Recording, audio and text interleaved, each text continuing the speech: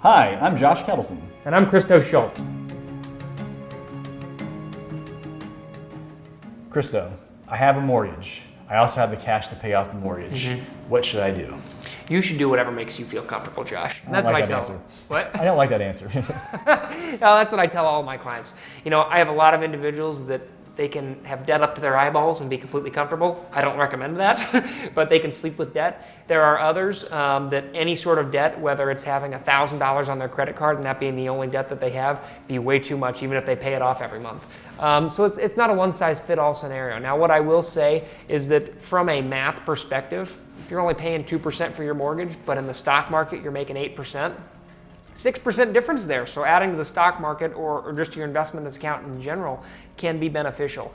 But I don't think you can put a dollar value on your sleep and your sanity. And I talk about that a lot. I talk about the pillow effect. And so making sure that if missing out on that 6% delta is worth it to you to sleep well at night, in my mind, that is very much worthwhile. Absolutely. And a lot of people don't realize that two things can be right at the same time. Paying off your mortgage can be right, and just keeping the mortgage as long as you possibly can absolutely be right based on your particular circumstances. But one of the big benefits of having a mortgage, and again, we don't hawk mortgages, we're not mortgage advisors, we're financial planners, is to think about going back to our lesson on inflation. Your $1,500 a month, $2,000 a month mortgage today might be a stretch for you. In 20 years from now, that might be a very low payment in comparison to the cost of other things in your life.